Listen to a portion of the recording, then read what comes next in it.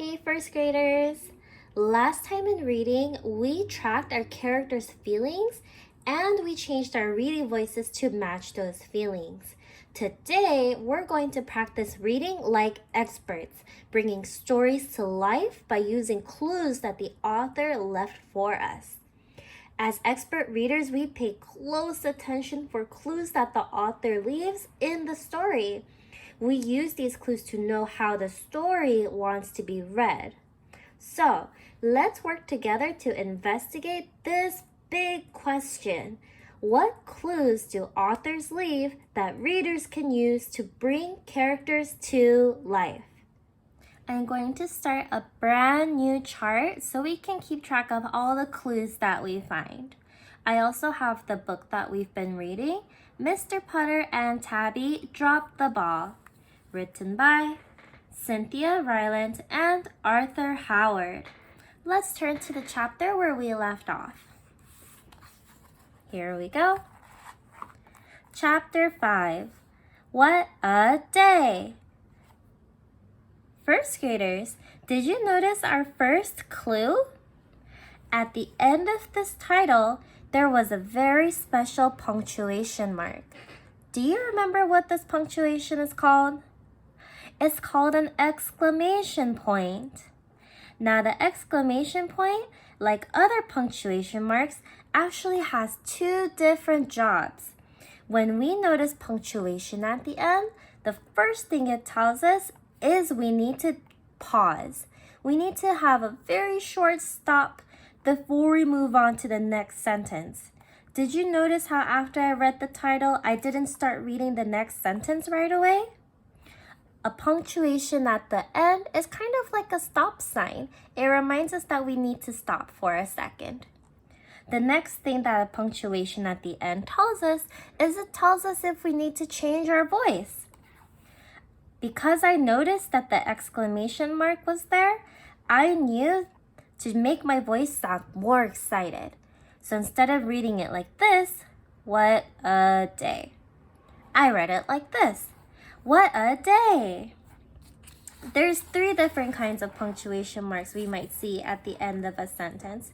We might see a period, we might see an exclamation point like we did here, we might even see a question mark. And when we see a question mark, that makes our voice go a little bit up at the end. Let's do a little quick review. For example, I have three sentences. Here's the first one. It's raining. Period. Can you read this at home? Go ahead. It's raining. Try this next one. Notice how here there's an exclamation point. Go ahead and give it a try. It's raining. Now this last sentence has a question mark. So when we read this one, our voice has to go up at the end. Let's try this one together. Is it raining? Did you notice how our voices got a little bit higher at the end? Is it raining? That's how we know that we're asking a question. Great job, first graders. We already found our very first clue. We know that if we see a punctuation mark at the end of a sentence, well, that's going to help us know how to read that sentence. Let's keep reading and see what other clues we find. Another batter came up. Swing and a miss. Swing and a miss. Swing and a ground ball to third. Oh my goodness. I found something a little bit different this time. Instead of punctuation at the end, we saw punctuation in the middle. We have our three ... These are actually called ellipses. And when we see these in the middle of a sentence, we know to take a quick stop. Just like we did when we saw a punctuation at the end of our sentences. Another example of punctuation you might find in the middle are commas. We often see a lot of commas in our reading. Let's see if there are any in this book as we go looking for more clues.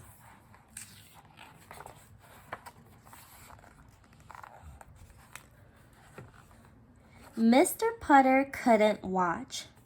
Glomp! Zeke got the ball and ran in circles. The other team scored again. I found another clue over here, first graders. On this page, the author used some special print. Some special print can be like bold letters, italic letters, and capital letters. Bold letters are really dark like this. Italic letters are curvy and they look like they point sideways. Capital letters are letters that are all capitalized. Over here we see italic letters and capital letters. So when we see words in special print in our books, we also know that we have to change our reading voices too. So instead of just reading it, glomp, we have to put some feeling into it. We have to say glomp. That also makes our reading more exciting. Let's go ahead and let's add this clue that we found to our chart. All right, first graders, now that we found our first 3 clues, it's your turn. Pick a book that you want to bring to life and use the 3 clues that we found together to help you figure out how to read your book like an expert.